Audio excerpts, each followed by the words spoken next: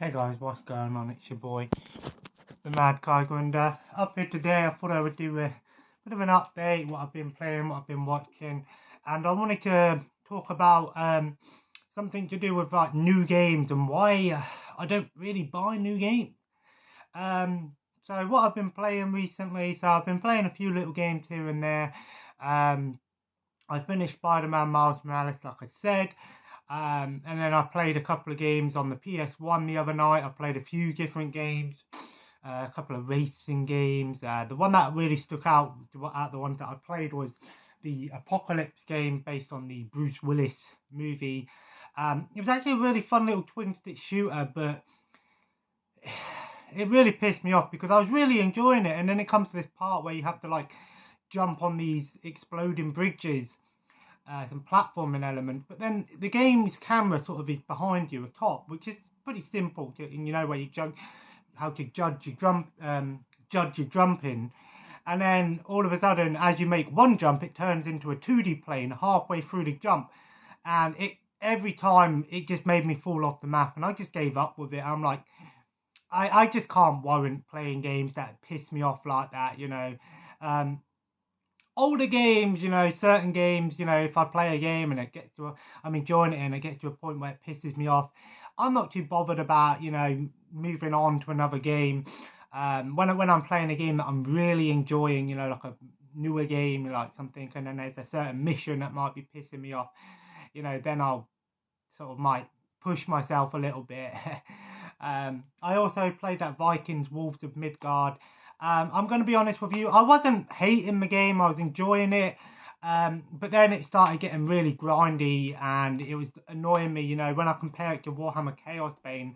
I said in my review how quickly you level up in that game, and it never feels like you need to constantly be grinding if you just want to play through the story missions. The grinding stuff comes after you've beaten the story, whereas in this Viking games it was like, no, if you want to continue with the story you need to grind first. And I don't have an issue with grinding stuff, but it was kind of annoying when there's no variety when it comes to the grinding. It's just doing the same missions again and killing the same enemies, and it just becomes a bit stale and boring. So I sort of moved on. I was like, you know what, I just can't be asked to do this, and stuff like that.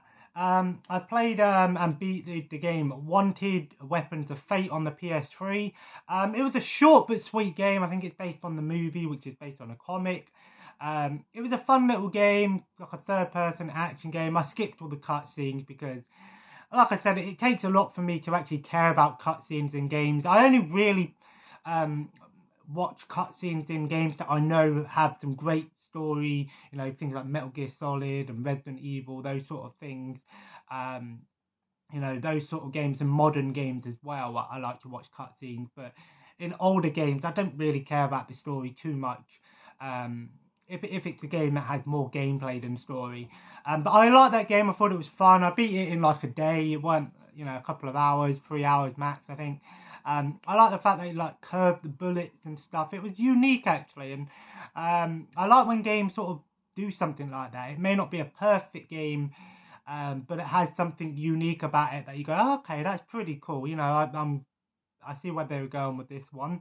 I tried out the House of Dead Overkill on the PS3 this morning, and I've got to say that with a controller, it's not worth playing, honestly. With these light gun games that, on-rail shooters, it's very hard to translate it to a controller. If I had the eye camera for the PS3, I could probably try it out. Because I remember playing it on the Wii and loving it. Obviously, the PS3 version's a bit better because it's got more stuff to it and slightly better performance-ish. But, sometimes that doesn't necessarily make a better game. Some light gun games are just meant to be used for, motion controls, guns, that sort of thing. That's why I think the Wii is an excellent console if you're a fan of light gun games. Yeah, and then I started playing The Punisher, which I'm going to continue playing tonight, the PS2 one. Got to say, it's a lot of fun. It's not a perfect game. It's nothing amazing. It's kind of like a Max Payne style game, but it's brutal. It's fun.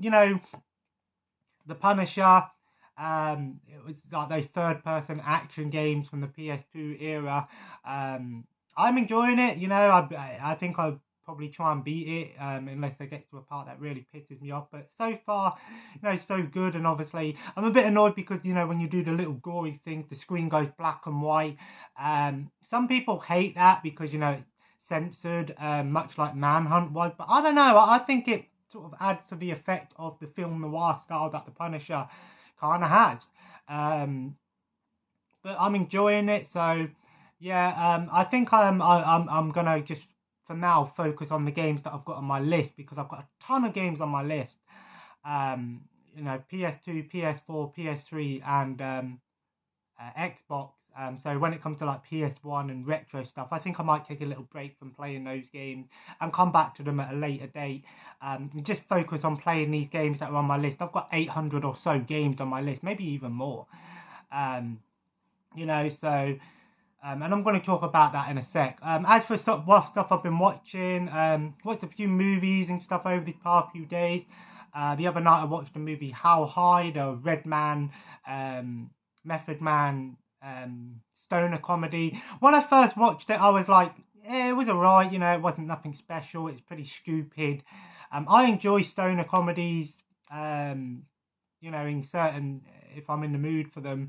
But now that I've actually sort of had time to think about it, I'm like, you know what, I could see myself watching it again.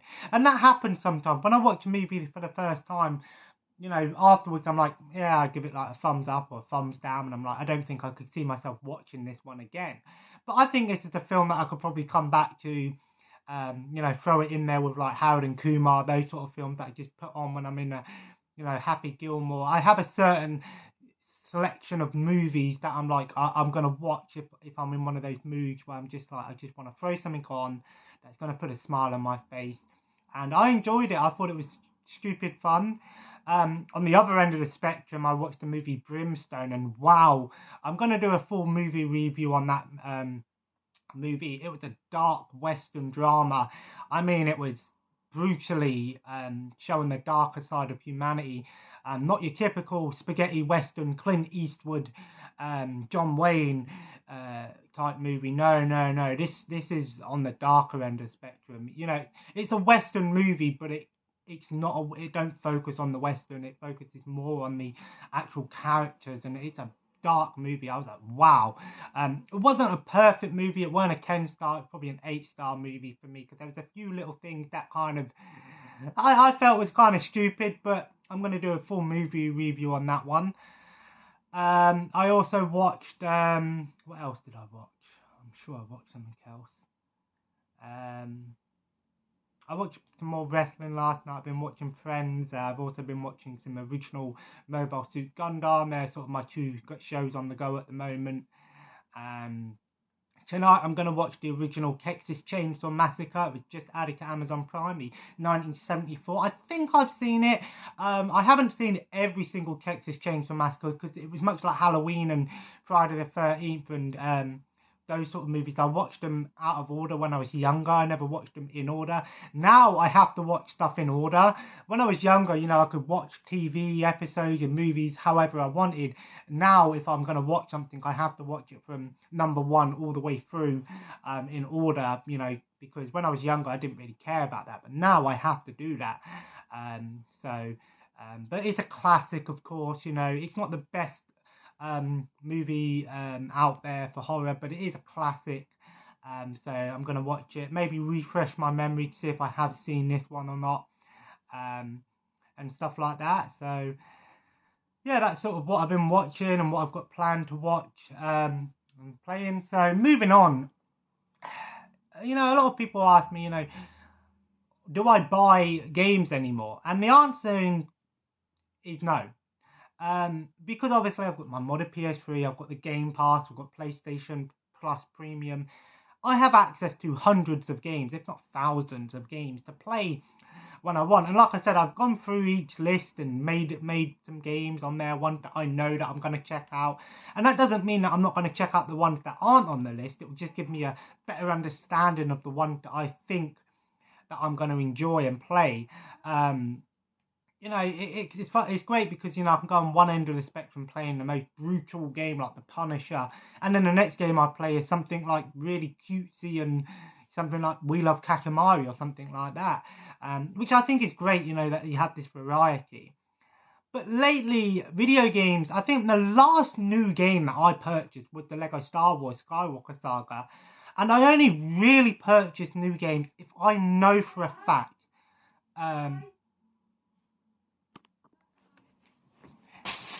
Sorry, someone turned up. At least the video didn't cut out. Where was I? Trying to remember where I was.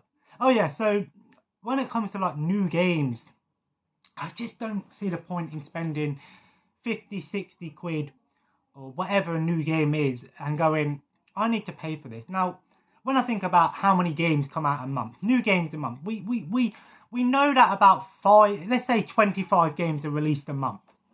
About 5 of those games we are aware of. You know, you see the advertisement, the AAA games, you know, your big companies, your EAs, your Ubisoft, your Activision, those sort of games. And about 3 of them release pretty much nowhere near the expectations that we want. They have issues, problems, you know, and then all of these other smaller games go under the radar.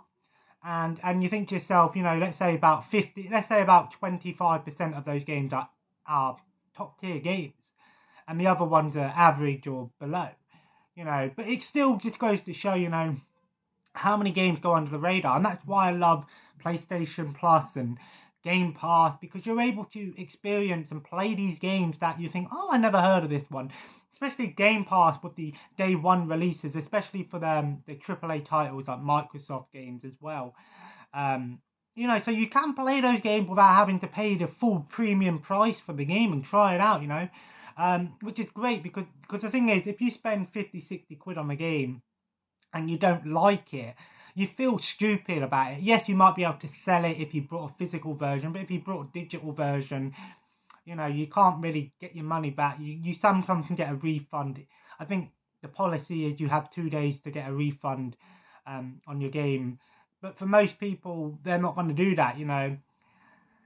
And it kind of sucks, you know. If I went out and spent 60 quid on the new Call of Duty and hated it, you know, and I've got to wait another 6 months for the game to be playable, it's kind of like, you know, I might as well have just waited 6 months and then brought the game. That's what I kind of do now.